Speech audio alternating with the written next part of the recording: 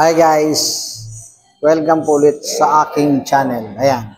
Meron naman po akong isi-share sa inyo. Yung patungkol naman po kung paano natin i-improve yung packeting. Ayan. Kung paano magpa-shoot ng malalayo. Ito kasi ang number one basic na paraan para po improve yung packeting natin o kung paano natin i-shoot yung bola. Bago po tayo maglaro o umubos, dito po muna tayo mag-umpisa. Napakalaki pong bagay ng pamamaraan ito para po gumanda yung packeting natin. Kasi kung masushoot natin yung malalayo, mas masushoot po natin yung malalapit. Dito po tayo mag-umpisa sa malalayo. Wala po munang pektos. Ayan. Yung sa spot, tsaka sa guhit ng spatan dito. Ayan. Diretso lang po, walang pektos, wala lang. Importante, mapahulog nyo siya ng mapahulog. Ayan, kagaya po niyan. Bago po kayo tumira, sisilipin nyo muna yung center ball nito, center ball ng pamato, pati sa butas. Ayan. Siyempre, yung aiming nyo, kailangan yung pahulog pa rin. Ayan. Yung focus nyo, bago kayo dumapa, kailangan silipin nyo yung patamaan bago kayo dadapa. Ayan, gaya po nito. Hindi po kailangan gumalaw-galaw ang katawan habang hinahagod. Ganyan, hindi po. Kailangan para po kayong robot. Yung swing lang po ng kamay nyo ang gumagalaw. Pati yung mata nyo, kailangan kung saan yung patamaan, doon lang po nakapokus. Tinignan nyo rito sa pamato, tingin nyo dun sa object ball, sabay, dapa. Ayan. Depende na po sa inyo kung nakaganyan kayo o nakaganyan. Basta, kung saan po kayo komportable, nakitang-kita nyo yung patamaan. Ayan. Bago nyo po i-release, hindi po kailangan gumalaw yung katawan nyo. Tsaka, ayan, paulit-ulit lang po yun. Kahit kalahating oras, para lang uminit yung pulso nyo. Ayan. Ako na po muna maglalagay. Pero hanggat maaari, meron kayong assistant para hindi kayo mapagod. Ayan. Bahala kayo kung magkakaroon kayo na assistant o mga ano. Ganyan, magpapa-assist ako kasi mapapagod ka agad ako kakaikot. Ayan. Ganyan, isa na, di ba? I-rate nyo rin yung percentage ng shooting nyo. Ayan, kung ilan yung nasushoot nyo sa 10 tira. Kaya yan, nakakaisa na ako. Ganun pa rin ang proseso, walang pektos. At bago kayo dumapa, silipin nyo yung object ball sa butas at sentro lang dito sa pumato. Ayan. Gaya ng nasabi ko, hindi pwedeng gagalaw-galaw ang katawan. Kailangan yung plangketa nyo matigas. At ang gagalaw lang dapat yung humahawak ng tako, yung swing. Kailangan, bago i-release,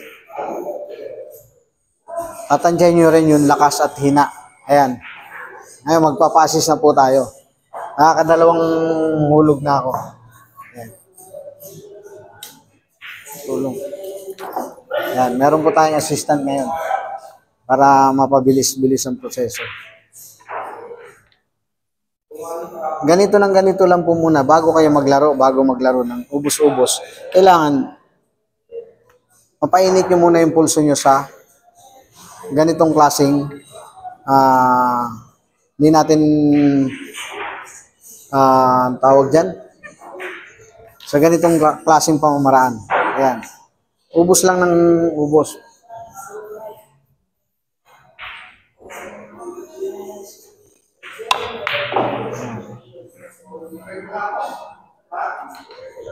Mamato. Yan. Meron na po akong assistant ngayon, ha. Yan. Kasi nakakapagod pa balik-balik, eh. Pero, isa na rin po yan sa ensayo. Pag nag-iensayo, kailangan tumaas yung resistensya nyo sa paikot-ikot ng mesa. Kasi yan ang kailangan ensayuhin paano kayo tumibay sa gitna ng mesa, sa labanan. Hindi kayo dapat tutukod. Same process. object ball, yung butas, center sa mother ball. Bago kayo dumapa, kailangan alam nyo na kung saan nyo para tamaan.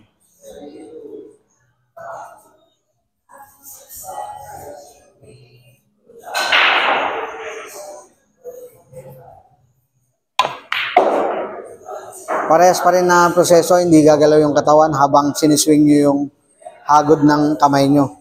Yan. Meron na po akong assistant. Sige lang. Hindi. Mag-ano na rin. Ayan. Ayan. Nakakailan na ba ako? 4 na. Pang-4 na to. Ayan. Bilangin nyo lang din po kung paano natin pahulugin yung malalayo. Ayan.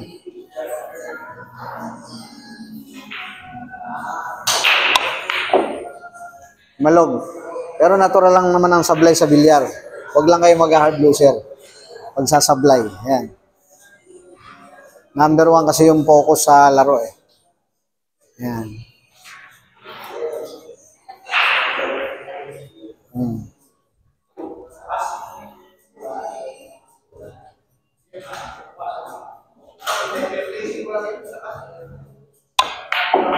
Ayan. Yung huling swing nyo, yun na yung pagtansya nyo ng hina at lakas.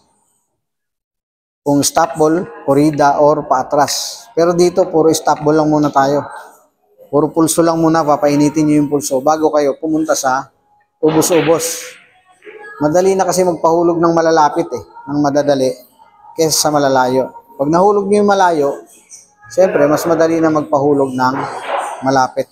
5 tira na ako, 4 ang sablay.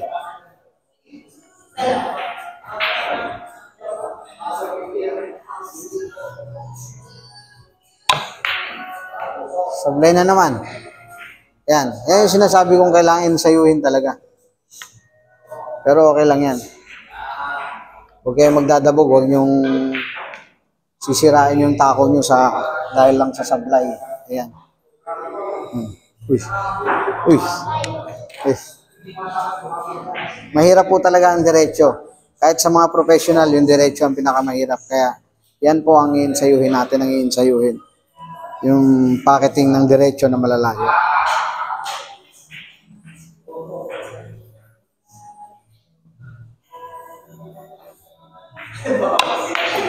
Ano ba yun? Lalo siyang lumalayo.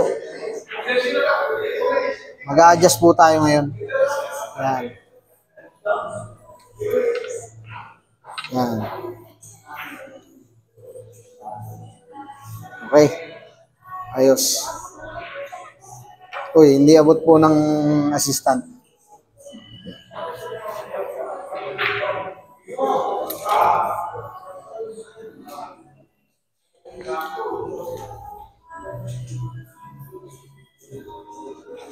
Saka magsanay na rin kayo ng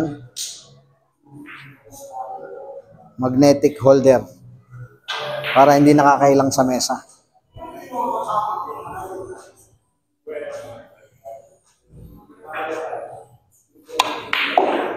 Yan. Oops.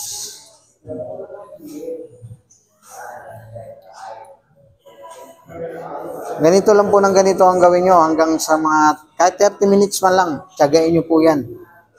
Pakalaki po ng maitutulong sa pocketing natin yan.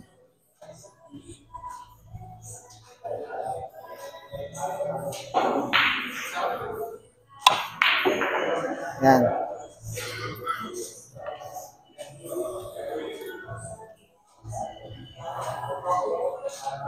Nakakahulog na ako kasi sa bilyar, kailangan natin matutong mag-adjust. Kung saan yung mali nyo, doon nyo i-adjust. Kung saan tumatama kung saan kayo sumasablay, mag-adjust lang kayo kung saan tumatama yung object ball.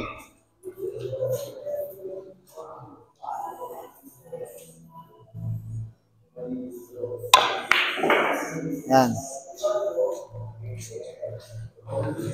Kaya po ang mga professional, lahat ng player nag-iensayo po para magkaroon ng adjustment sa bawat tira kung saan nila papatamaan yung object ball para mahulog. Ganon din po tayo, tayong mga beginners. Kailangan tiyaga. Kung may tiyaga, may sinigang. Ayan.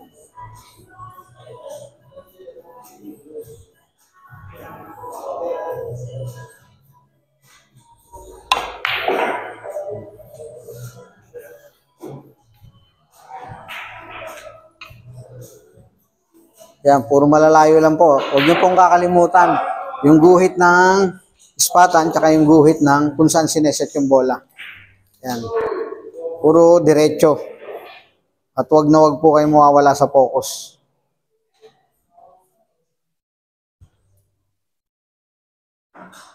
Coach, pwede mo mag-picture? Oh!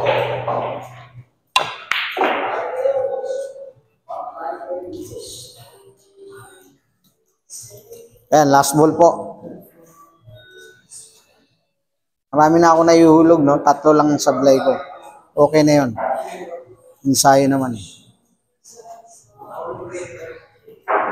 Sa susunod naman po na video, bago ko po tirahin yung huling bola na to, yung aiming naman po, tsaka positioning.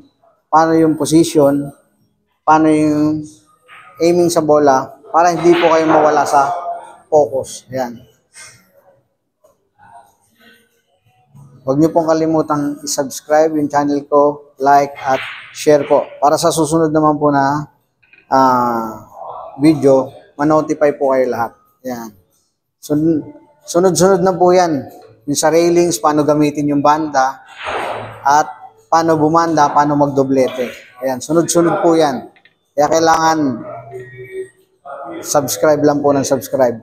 Para po sa mga beginners, napakalaking bagay po lahat nito.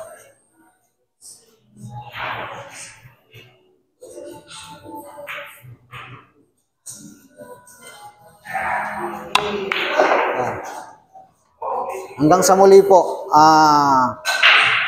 NC2 Sports and Music. Yan. Huwag niyo pong kalilimutan mag-subscribe. Maraming salamat po ulit.